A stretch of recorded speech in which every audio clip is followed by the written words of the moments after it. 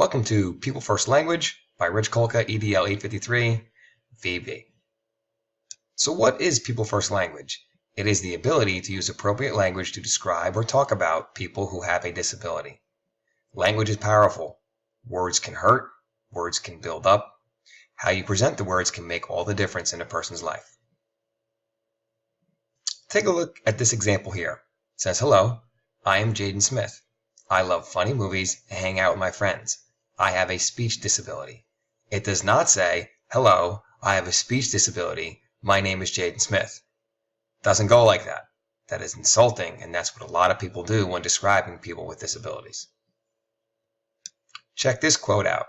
"Until we learn to appreciate the power of language and the importance of using it responsibly, we will continue to produce negative social consequences for those victimized by dangerous language habits."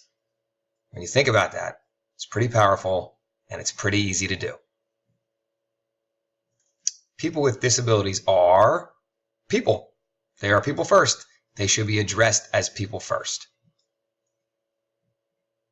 So what if you're not used to using person-first language? That's okay. It doesn't happen overnight. It might not be easy for you at first, but you need to learn how to do it. If you practice it, you'll be fine. Here are some examples. Example number 1. A person with a disability, not a disabled person. Example 2. Person who uses a wheelchair, not crippled or wheelchair bound. Can you see the difference? How about a couple more? Example number 3. Children with diabetes, not a diabetic child. Example 4. A young man who uses crutches, not a gimp who can't walk right. Example number 5. You make one. Come up with one example not listed in this presentation. Let me know what it is.